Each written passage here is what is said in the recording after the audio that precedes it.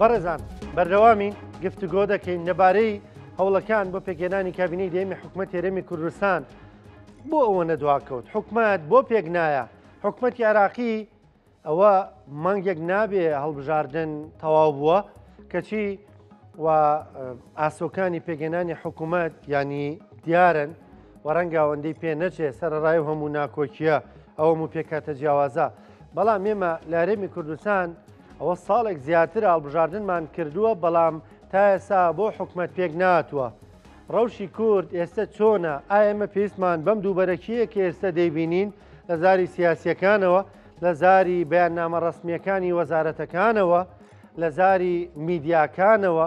میدیای ئەمبەر میدیای ئەوبەر بەداخەوە دێڵێم یعنی ئێمە پێویستمان بەم دۆخوڕەوشەیە بۆ هەر جارێک خۆپیشاندان دەبێت لە هەندێک ناوچە دەبێمە هەواڵی مێشک پژانی گەنجانی کورد بەدەستی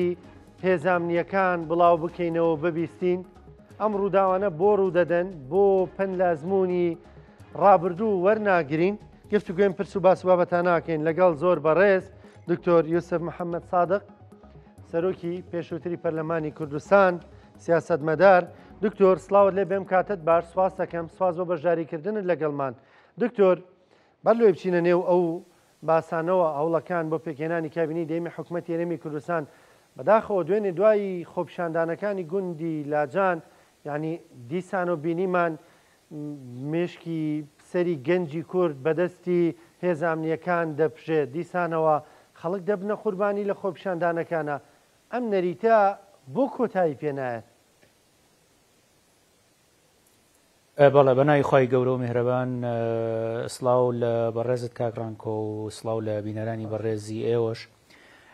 لە ڕاستیە دڵتەزیانە زۆر ناخۆشە کە ئەنجامی ناڕەزایەتیەکان جارێکی تر بێتە هۆی قوربانی و گیان لە دەستدانی ڕۆڵەکانی یعنی هاوڵاتیانی ئەم هەرێمە لە ڕاستیە هاوڵاتیانی ئەم هەرێمە وەکو هاوڵاتی مافی ئەوان هەیە کە داوای ینی هەلی کار بکەن داوای ژیانێکی شەرافەتمەندانە بکەن هەرچەندە من هەندێکی شکلەییم هەیە لە هەندێک ڕووماڵ کە ئەم بابەتانە لە چوارچێوەی عەشائیری و فڵان عەشرەت و ئەم شتانە ڕووماڵەکەن لە ڕاستیە ئەگەر لەو چوارچێوەیە بێ ڕەنگە یعنی کەسایەتی عەشرەتێکی دیاریکرا و سەرۆک عەشرەتێکی دیاریکرا و یعنی دوایی بەری ئەم پرسانە بۆ خۆی بچنێتەوە وەکو لە ڕابردووە چەند جار ئەم بابەتانەمان بینیەوە بەڵام با لە چوارچێوەی ئەوەی کە هاوڵاتیانی هەرێمی کوردستان لە هەر شوێنێکی ئەم هەرێمە بن مافی ئەوان هەیە با لەم چوارچێوەیە بیخوێنینەوە کە مافی ئەوان هەیە هەلی کاریان هەبێت داوای هەلی کار بکەن داوای ژیانێکی شەرافەتمەندانە بکەن داوای ئەوە بکەن کە بە شێوەیەکی کەرامەتمەندانە لە شوێنی خۆیان بژین و هەواڵێکی پێشووتریشت ئاماژەی بەوەدا کە ینی لە ڕانیە گەنجێک بە خاک سپێراوە کە لە ئیتالیا کۆچی دوایی کردووە ینی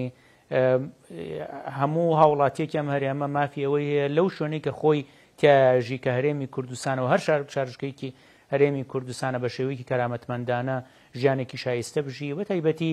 داهات و سەروەت و سامانی ئەم وڵاتە زۆر لەوە زەبەنترە کە هاوڵاتی ئێمە ناچار بێت ڕێگای هات و نەهات بگرێتە بەر لە دەریاچەی ئیجە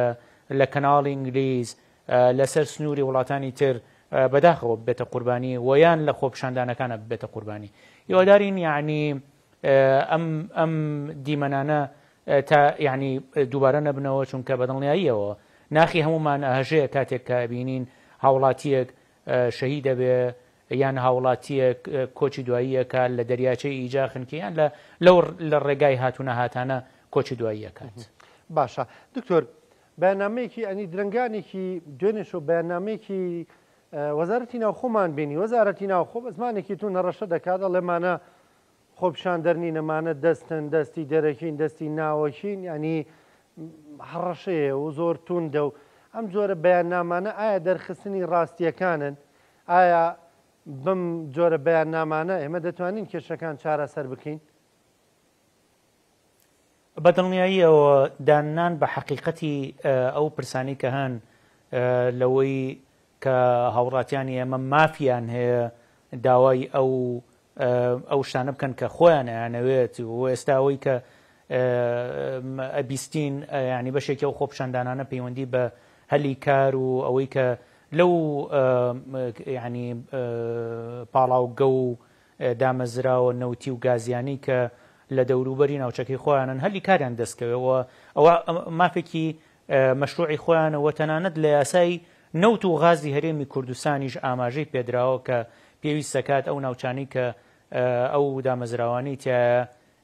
هەلی کار بڕەخسێنن بۆ خەڵکی ئەو ناوچانە لەو چوارچێوەی پێویستە کات سەیری بکرێ و لەو چوارچێوەی سیر بکرێ بە دڵنیاییەوە گرژەکان ڕەنگە کەمتر بێتەوە بەڵام ئەوەی بەکارێکی دوژمنکارانە بناسێنرێ و بەو شێوەی پێناسە بکرێ بە دڵنیاییەوە ئەوەندەی تر ڕەنگە ڕق و تووڕەیی خەڵکەکە زیاتر بکات و یعنی لە هێوری دوورمان بخاتەوە. باشە دکتۆر منی بەشێک لەم کارانە زۆر جار بەهۆی ئەوەیە کە ئێمێستا پەرلەمانێکمان نییە چاودێری حکوومەت بک پەرلەمان داخراوە ئەنی با بینە سەر باسی هەوڵەکان بۆ پێکێنانی کابینی دێمی حکوومەت هێرێمی کوردستان و دەست بەکار نەبوونی پەرلەمان ینی نازانین بڵین دەست بەکار بووە یان نا بەڕاستی ئەوە ساڵێکە سوێندی یاساییان خواردووە بەڵامیتر لە دوایەوە هیچ دانیشتنێک نەکراوە. ئایا ئاساییە لەبەرەوەی هەندێک لە شوکارەکان ڕێتمی خۆیان وەرگردووە و دەڕۆن بەڵام ئێمە پەرلەمانمان دەست بەکار نەبووە حکوومەت پێکێنانی حکوومەتەوە ساڵێکی بەسەردا تێپەڕیوە ئایا مە ئاسایی ئەم دۆخە بۆ سومعی هەرێم؟ بەدڵنیاییەوە کە کڕانکۆ ئاسایی نییە و بەدڵنیاییەوە هێندەی تر دیمەنی ئەم هەرێمە لە دەرەوە ناشری نەکات و بەدڵنیاییەوە کاریگەری نەرێنیە بێت لەسەر سنگ و قورسایی هەرێمی کوردستان لە ئاستی عێراق و لە ئاستی ناوچەکەەوە لە ئاستی دنیا. ئێمە بیرمان نەچێ یەکێک لە سەرەکیترین کۆڵەکەکانی دروستبوونی ئەم هەرێمی کوردستانە بریتی بوو لە دەستێوەردانی نێودەوڵەتی بۆ پاراستنی خەڵکی هەرێمی کوردستان و یعنی پشتیوانی نێودەوڵەتی بۆ هەرێمی کوردستان کە ئێستا ئەبینین بە بەردەوامیان پشتیوانیە ڕوو لە کەمی ئەکات. بەڵام کێشەکان زۆر قوڵترن لەوەی کە ئایا حکوومەتێک دروستە بەیان نا پەرلەمانێک کارا بەیان نا. کێشەکان لە هەرێمی کوردستان لەوە قوڵترن لەوەی کە تا ئێستا ئێمە کیانێکی نیشتیمانی یەکگرتومان نییە لە هەرێمی کوردستان بەڵکو تا ئێستا هەرێمی کوردستان بەدەست ئاسەوارەکانی ئەو شەڕە ناوخۆیە نەگریسەوە ناڵێنێ کە لە نەوەدەکانی سەدەی ڕابردوو ڕوویدا لە هەرێمی کوردستان و تا بە ئێستا هەرێمی کوردستان دابەش بووە بەسەر دوو زۆنە و ئەمە وای کردووە کە دروستبوونی ینی دروستبوون و کارکردن و کارابوونی دامەزراوە شەڕیەکانی هەرێمی کوردستان تا ڕادەیەکی زۆر ینی لەژێر پرسیاری جددیا بێ یعنی سەیری کە لە عێراق بەم شێوەیە نییە. لە عێراقا سەرباری ئەوەی کە بەڵێ لە عێراقیش هێزی چەکداری میلیشیایی و حزبی و نزیک لە حزبەکان هەیە ڕوون و ئاشکرایە بەڵام سوپایەکی یەکگرتوش هەیە هێزی پۆلیسی نیشتیمانی هەیە و جیاوازیەکە لە عێراق و هەرێمی کوردستان ئەوەیە کە هیچ پارێزگایەکی عێراق هیچ ناوچەیەکی عێراق بەدەست تەنها یەک هێزەوە نییە و ئەمە کێشەی لە هەرێمی کوردستان دروست کردو بۆیە لە ڕاستیە زۆر گرنگە یعنی چاوخشانەوەیەکی گشتی بە کۆی ئەم دۆخە لە هەرێمی کوردستانە بکرێتەوە و بەدڵنیاییشەوە پێویستە کات کە دامەزراوەکانیش کارا بکرێنەوە پەرلەمانی کوردستان هەرچەندە هەمیشە ئایا دۆخی هەرێمی کوردستان یەک هێزی مەبەستی لە چییە؟ هێزی حکوومەتی یانەوەی کە واقعەکە پێشتریش باسی کرد لە سەرنەمی شەڕی ناوخۆ پێشتریشەوە واقعەک دروست بووە ینی یەکێتی و پارتی هەمیشە هێزی خۆیان هەیە و ئەم زۆنی خۆی و ئەو زۆنی خۆی دارادا. بەدڵنیاییەوە مەبەستمان لەوەیە کە هێزێکی نیشتیمانی هەبێت کە هەمووان بەهی خۆیانی بزانن و هەموو هاوڵاتیانی هەرێمی کوردستان بەهی خۆیانی بزانن و هەموو هاوڵاتیانی هەرێمی کوردستان بە هەموو حزبەکانیانەوە ئەو هێزە بە پارێزەری خۆیان بزانن و لێی نەترسن. کێشەکە لەمەیە ئێستا پارتی و یەکێتی لە یەکە ترسن و ڕەنگە خەڵکیش لە هەردووکیانە ترسن یعنی ئێستاەوە باست کرد کە لەو نزیکی ئەو پاڵاوگەیە چی ڕوویاوە جە بۆیە ئێمە پێویستمان بەوە هەیە کە ئیتر باس لەم هێزی چەکداری حزبیانە نەکەین بەڵکو هێزی چەکدار و ئەمنی و هەواڵگری هەرێمی کوردستان نیشتیمانی بن، پیشەیی بن، بەدوور بن لە نزیکی لە هەر یەکێک لەم حیزبانە، بەڵکو و هەموو حیزبەکان بەی خۆیانی بزان، چونکە ئەمە زۆر گرنگە بۆ داهاتووی ئەم هەرێمە لە ناوچەیەکە کە بە بەردەوامی گۆڕانکاری تیا ڕووەدا و ئەم پەرتیە لە ناوخۆی هەرێمی کوردستان دوور نییە لە هەر ململانەیە کە لەم ناوچەیە بێتەکایەوە وا بکات کە سەرزەمینی هەرێمی کوردستان جارێکی تر ببێتەوە مەیدانی تەڕاتێنی ئیقلیمی و نێودەوڵەتی و یەکلاکردنەوەی ململانەکانی ئەوان، چونکە بەدڵنیاییەوە ڕەنگە کاریگەری ئەو هێزە ئیقلیمیانە لە هەرێمی کوردستان بوونی هەبێ و ئەم جیاوازی و ئەم خۆشە جوان باست کرد، ئەم یعنی شەڕەقسە و بەیان نامە دژ بە یەکتر دەرکردن و ئەم یعنی گرژیەی کە هەیە دوور نییە لە هەر ساتێ لە ساتەکان جارێکی تر هەرێمی کوردستان بکاتەوە مەیدانی تەڕاتێنی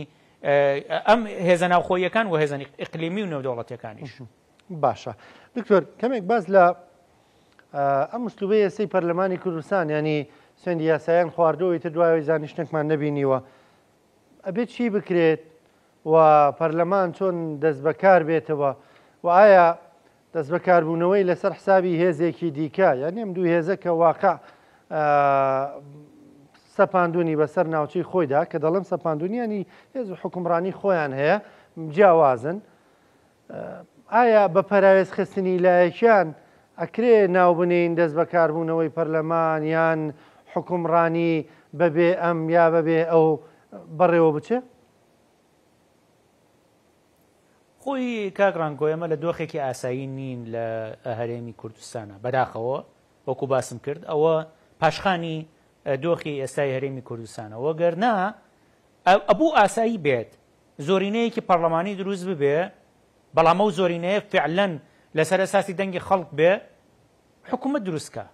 بەڵام بەداخەوە ئێستا دۆخی هەرێمی کوردستان بەم شێوەیە نییە، بۆیە باشترین سیناریۆ بۆ کاراکردنەوەی پەرلەمان و حکوومەتی هەرێمی کوردستان ئەوەیە کە پارتی و یەکێتی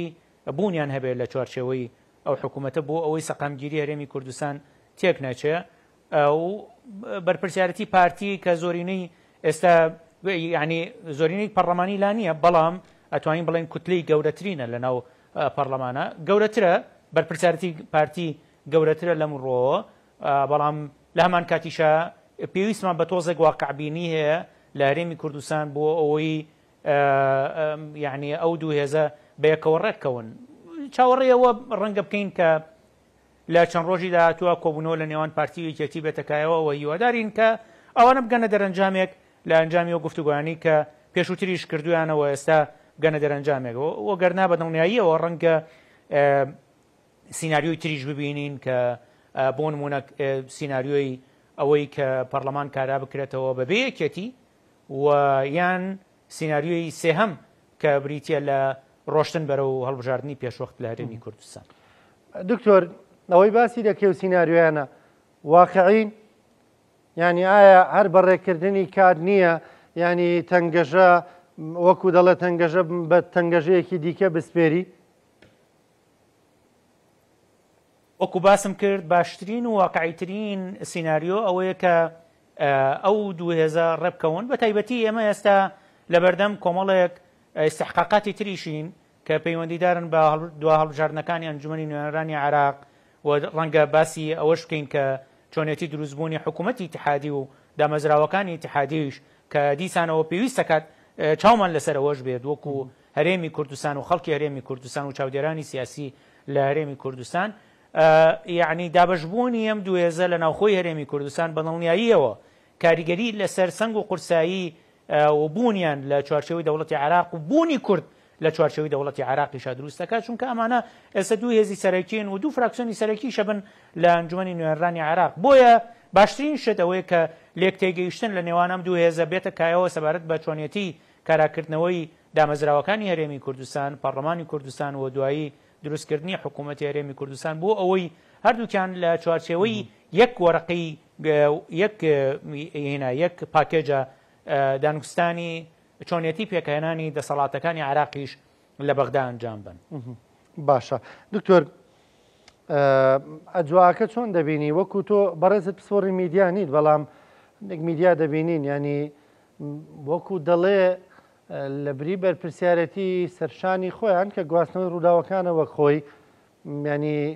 ئەگەر لێدوانێگە بێمان تونتری دەکەن یعنی جۆرێک لە خۆشکردنی تێکدانی زیاتری بینی نێوان یەکێتی و پارتی وەکو دوێزی سەرکی هەرێمی کوردستان ینی ئایا هەرێمی کوردستان دۆخەکەی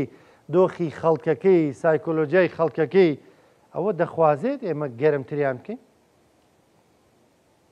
بەدڵنیاییەوە شتێک لە بەرپرسیارەتی و ئەتیکی ڕۆژنامەوانی پێویستە کاوە جەنابتان باشتری لێزانن لە من چکە من وەکو جەنابەت باستکردم پسپۆڕیەوە نیم شتێک لە گیانی نیشتیمانیەوە پێویستە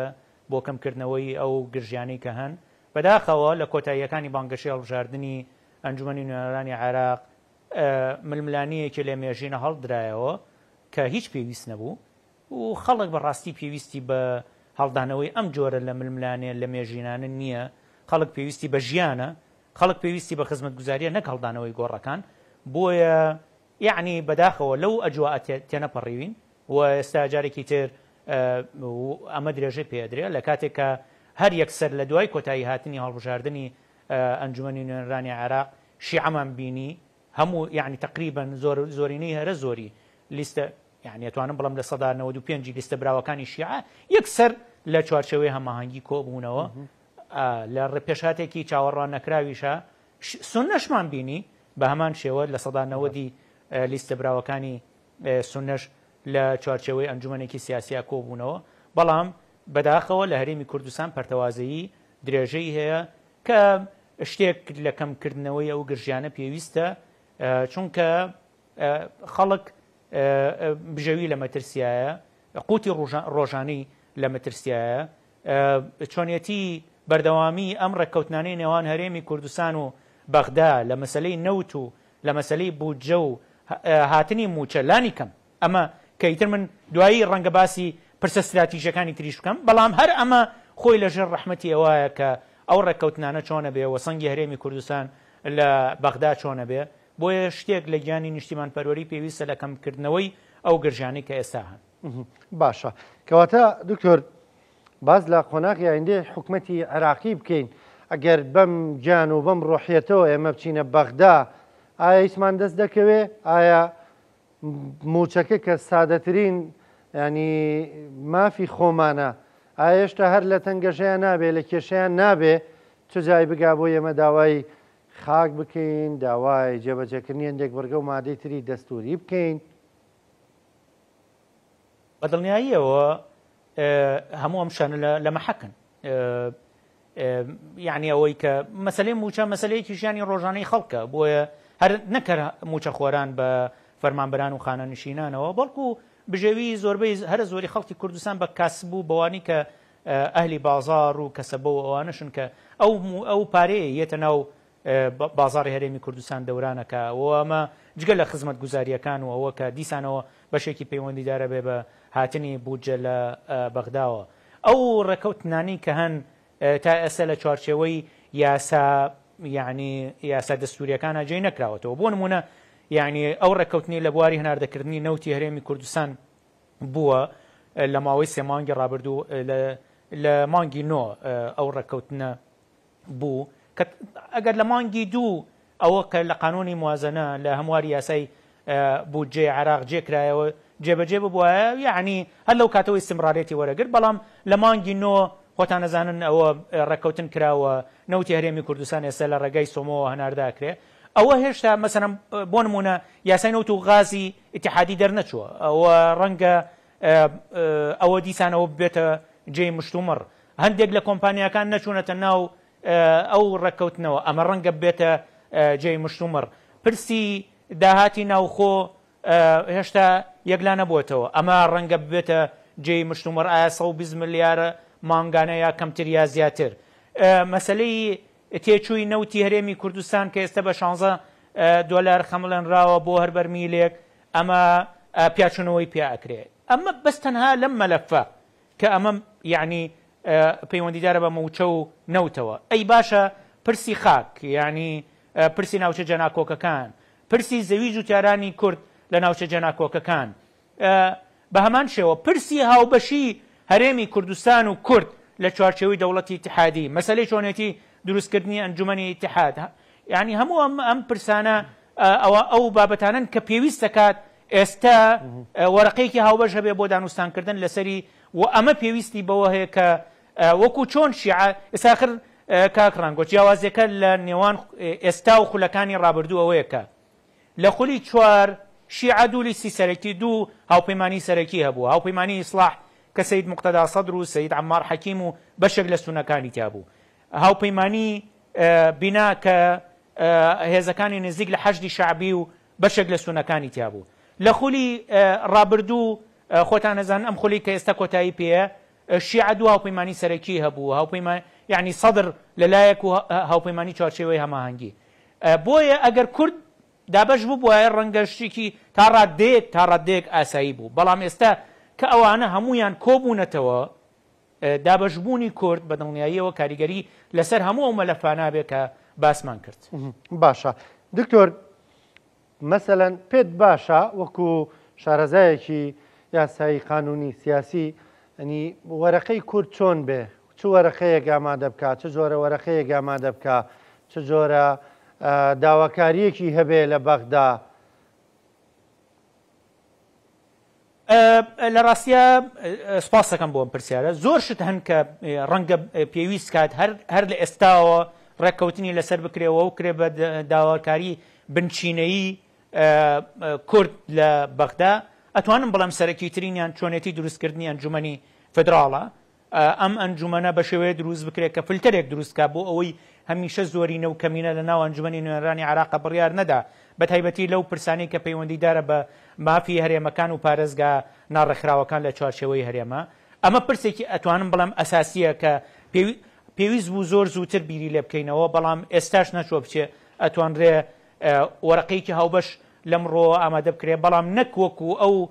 پرۆژانی کە لە ڕابردوو ئامادەکراون لەسەر چۆنێتی دروستکردنی ئەنجومەنی فدراڵ کە ئەو پرۆژە یاسانی پێشووتر ئامادەکراون. ئەنجومەنێکی فدراڵیمان بۆ دروستەکە کە هاوکێشە و یعنی هاوسەنگیەکان وەکو ئەنجومەنی نوێنەرانی عێراقی ئێستایە کە ئەو کاتە کەواتە هەر بارگرانیەک دروستە بێ زیاتر ناکەمتر، یعنی بۆیە پێویست دەکات ئەمە پرسێک بێت کە ڕێککەوتنی لەسەر بکرێ. ئەم هێرشانی کە کرانە سەر کۆرمۆر لەبری ئەم دابەشبوونەی کە دیسانەوە بۆتە هۆی دابەشبوونێکی قورس لە ناوخۆی هەرێمی کوردستان، ئەکرێ یەکدەنگیەک لە نێوان یعنی هێزە کوردیەکان دروست کە بەوەی کە بۆ نمونە داوای یعنی ئەمە بیانوو ئەدا بەدەست هەرێمی کوردستان، هێزە سیاسیەکانی هەرێمی کوردستان کە داوای ئاساییکردنەوەی ناوچە جەناکۆکەکان بکەن. ئەگەر ئەو هێزەی پەلاماری کۆرمۆری یاوە کە بوویە هۆی پچڕانی تەزووی کارەبا لە هەموو هەرێمی کوردستان و بەشێک لە عێراق، ئەگەر ئەو هێزە لە چوارچێوەی ناوچە جەناکۆکەکانە، ئەمە ئەتوانێت بیانوویەکی گەورە بە بەدەست هەرێمی کوردستان و هێزەکانی هەرێمی کوردستان کە داوای ئاساییکردنەوەی دۆخی ناوچە جەناکۆکەکان بکەن و داوای ئەوە بکەن کە جگە لە هێزی سوپای عێراقی و هێزی پۆلیس هیچ هێزێکی تر لە ناوچە جەناکۆکەکان نەبێ. یعنی لەبری ئەم پەرتی و جیاوازەی کە ئێستای بینین لە میدیایە لە شەڕەقسەی نێوان پارتی و یەکێتی، ئەکرێ ئەمە بێ بە خاڵێکی هاوبەش لە نێوان هەردوو لایەنە و ئەمە بکرێتە ئەساسێک بۆ ئاساییکردنەوەی دۆخی ناوچە جەناکۆکەکان. پرسی گەڕانەوەی زەوی جوتیارانی کورد لە ناوچە جەناکۆکەکان، کورد و تورکمان و هەڵوەشانەوەی بڕیارەکانی ئەنجومەنی شۆڕشی هەڵوەشاوە، ئەمەش پێویست دەکات کاری لەسەر بکرێ. یعنی ئەم پرسانە ئەتوانرێ بکرێ بە وەرەقەیەکی هاوبەشی لایەنە کوردیەکان بۆ گفتوگۆ لەگەڵ حکوومەتی عێراقی کە لە ناویشانە ئەو بابەتانی کە پەیوەندیدارە بە نەوت و بودجەوەکو باسمان کرد پێشتر. باشە دکتۆر، بە بڕوای تۆ ئەکرێت یان ئێمانی کە باس کرد ئەکرێت یانەوەی دیسانە بە پەرتەوازەیی دەچینەوە بەغدا بەداخەوەکو جاری پێشوو بە تایبەت لەسەر مەسەلەی سەرۆکۆمار، ینی جۆرێک لە پەرتەوازەیی دروست بوو. ئەسڵەن بە ینی من ئەمە بکەم بە پرسیار مەسەلەی سەرۆکۆمار وەکو عورفێکی لێ هاتووە پۆستە باڵەکان لە عێراقا، سەرۆکوەزیران بۆ شیعە، پەرلەمان بۆ سوننە، سەرۆکۆمار بۆ کورد. وە لە نێو کوردیشدا یعنی یەکێتی پارتی پێشتریش سەرۆکی هەرێم بۆ پارتی سەر کۆمار بۆ یەکێتی ینی لە خولەکانی پێشوشدا دەمانبینی عرفەکە خۆی وەها بوو بەڵام پارتی دموکراتی کوردستان هەمیشە کاندیدی دەبوو بۆ سەر کۆمار وە کێبڕکەی توندی لەسەرم پۆستە دەکرد ینی باش بوو هێز و لایەنەکانی دیکە شیعەکان لەوە تێگەیشت بوون کە دەیانزانێمە حەقی یەکێتیە بۆیە بەلای یەکێتیە دەیانشکاندەوە و دەنگیان بەکانی دەکان یەکێتی دەدا بۆ ئەم جارش پێ دوایە ینی بە هەمان ناکۆکیەوە دەستنەوە بەغدا خۆی لە ڕاستیە هیوادارین کە بگەنە لێک تێگەیشتنێک سەبارەت بەو پرسانی کە پەیوەندیدارە بەناو خۆی هەرێمی کوردستان و ئەو پرسانەی پەیوەندیدارن بە چۆنێتی دروستکردنی دامەزراوە ئیتیحادیەکان و ینی مەسلەی شەڕ لەسەر پۆستەکان نەبێتە ڕێگرد لە بەردەم ئەوەی کە هەمووان لەسەر وەرەقەیەکی لەو شێوەیە ڕێککەون و یعنی کۆمەڵێک پرسی نیشتیمانی لە بەغدا هەوڵی بەدەستێنانی بدەن چونکە لە ڕاستیە شەڕ لەسەر پۆستەکان لە بەغدا لە خولەکانی پێشوش کەس هیچ لە قازانجی لێ نەکرد ئەوەندەی ینی هێزە سیاسەکانی هەرێمی کوردستانی دابش کرد ئەوەندە هیچ لە قازانجی لێ نەکرد و ئەگەر جارەکانی پێشوو ڕەنگە زیانی ئەوەندە گەورە نەبوو بێ لە بەرەوەی کە باسمان کرد شیعە خۆیان دابش بوو بوون سونەت دابش بوون بەسەریانە بەڵام ئێستا لە یەکگرتوویی ئەو هێزانی شیعە کە بەشداریان لە هەڵبژاردنەکان کردووە ئێمە بیرمان نەچێت کە ینی بەشێکی شیعە لە دەرەوەی پرۆسی سیاسی ئێستا چاودێریەکە لە دەروی هەڵبژاردنەکان بە تایبەتی تیاری سید مقتەدا سەدر ئەوە تیاری سەدری لە دەرەوەی هینەکە کە لە چاودێریەکەن بەڵام ئەوانەی کە بەشداریان لە هەڵبژاردنەکان کردووە یەکیان گرتووە سونەکان بە هەمان شێوە دابەشبوونی هێزە سیاسیەکانی هەرێمی کوردستان ڕەنگە زیانی گەوریان لێ بدات زیانی گەورە لە خەڵکی هەرێمی کوردستانیش بە بۆیە لە باتی شەڕکردن لەسەر پۆستەکان زۆر گرنگە ئێستا یعنی بە یەک وەرەقی هاوبەشەوە دکتۆر پێ دواییم خولە قورستراکانی خەڵکی هەرێمی کوردستان بن دکتۆر ینی پێ دواییم خولە قورسترە لە خولەکانی بە دڵنیاییەوە ئەم خولە قورسترە لە خولەکانی پێشوو چکەوەکو باسم کرد لە خولەکانی لە دوو خولی پێشوو من باسی خولەکانی پێشووتر ناکەم بەڵام لە دوو خولی پێشوو لانی کەم لە دوو خولی پێشوو دابەشبوون لە ناو ماڵی شیعە و لیستە شیعەکان لە ناو ئەنجومەنی نوێنەرانی عێراق بوو دابەشبوون لە ناو ماڵی سونە و لیستە سونیە براوەکان هەبوو لە ئەنجومەنی نوێنەرانی عێراق بۆیە سەرباری ئەوەی کە کورد دابەش بوو بەڵام ڕەنگە مەترسیەکەی ئەوەندە گەورە نەبێ وەکو ئێستا کە ئێستا لیستە براوەکانی شیعە هەمووی لە چوارچێوەی یەک هێزە یعنی یەک ئێتلافە خۆیان ڕێکخستووە وە سونەش بە هەمان شێوە باشە دکتۆر ئەم یەک لیستەی ئەوان وانە کە ئەگەر ئەمێ گرتوو بین ئاسانتر ڕەنگە بتوانین مامەڵەیان لەگەڵدا بکەین لەبەری لانی کەم دەزانی قسە لەگەڵ کێیا بکەیت و لەگەڵ یەک هێزولایەندا ئیتیفاق دەکەی وەرەقەی خۆتی لەگەڵدا بەکاردێنی نانی ئەم بۆعدەش هەیە گەر ئێمەش یەک گرتوو بین ینی یەک گرتووی ئەوانیش و بۆعدەیە کە دەزانی لانی کەم داواکاری خۆ لە شێ بکەیت بەدڵنیاییەوە ئەوە تەنانەت ئەوەی من ئەیبیستمەوە لە ناو ماڵی شیعەش حەزەکەن بە یەک پاکێج مەمەڵە لەگەڵ هەرێمی کوردستان بکەن لەگەڵ کورد بکەن و ناچار نەبن جارێکی تر لە مەسلەی سەرۆک کۆمارە هەندێکیان بەلای پارتیەوە هەندێکیان بەلای یەکێتیا بکەون و هەو یعنی ئەوان پێیان باشە کورد بە یەک پاکێج گفتوگویان لەگەڵا بکەوە ئەوانیش گفتوگۆ لەگەڵ کورد بکەن بە یەک پاکێج ئەمە یعنی بۆ هەرێمی کوردستانیش کارێکی باشە بێت ئەو کاتە ئەگەر ئەمانە بتوانن ڕێککەون لەسەر پاکێجێک و دواییش ئەتوانن ڕێککەون لەسەر پۆستەکانیش هەموو هێزە سیاسی کوردیەکان یعنی ڕێککەون لەسەر چۆنێتی دابشکردنی ئەو پۆستانش ینی کاکە ڕانکۆ یعنی ئێستا کورد بۆتە هێزی سێهەم لە چوارچێوەی ئەگەر هەمووی بەیەکەوە بێت نزیکی 60 کورسیەکە بە کورسی پێکاتەکانیش ئەوەی کە هێزە سیاسی کوردیەکان دنیان پێداوە هەمووی نزیکی 60 کورسیەکە کە لە کاتێکە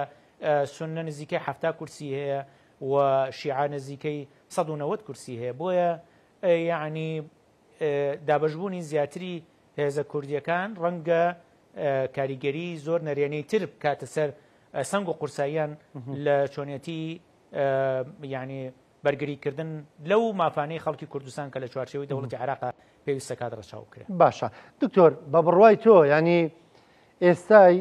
نێوانێکێتی و پارتی بە وا باز بکەین وە هێزە کوردیەکان ینی لێکترازانەکە ئەوەندە قوڵە ناکۆکیەکانێن ئەوەندە زۆرە نەگەنە ڕێککەوتن ینی خواسی هەموو کورد باز دەکەی لە هەر چوار پارچار کوردێک دەبینی دەڵێ بێ ڕێککەوین و یەکگرتوو بین و یەکدەنگ و یەک هێز بین ئایا خلافەکە ئەوەندە زۆرە ئێستا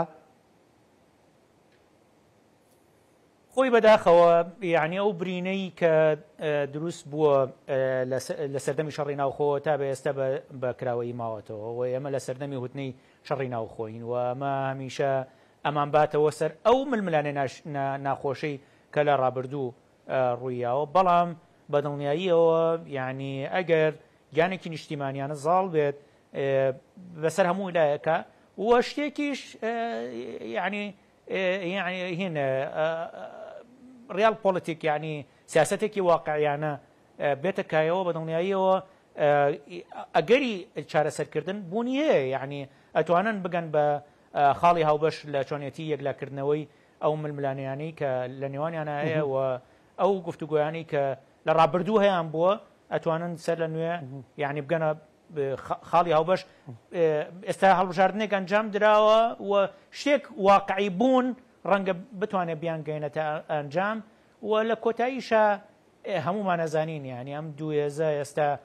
هەر یەکە و تا ئێستا ئیدارەی زۆنەکەی خۆیە کات ینی بۆیە ڕەنگە بتوانن بگەن بە شێوەک لە لێک تێگەیشتن لەسەر دابشکردنی پۆست باشە دکتۆر هەرێمەکەمان هەر بەم شێوازە دەمێنێتەوە هەندێک باز لە مەسەلەن ئیدارەی جیاواز دەکەن دوو ئیدارەی جیاوازە بێ بەڵام لە شکلدا هەرێمەکە وەکو خۆی وابێ و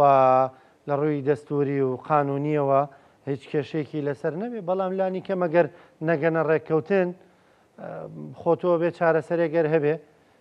هەر لاو ئیداری خۆی بەڕێوە بەرێ و کێبڕکێکە لەسەر خزمەتکردنی خەڵکی خۆت بێ و لە شکڵیشدا ینی حکومەت و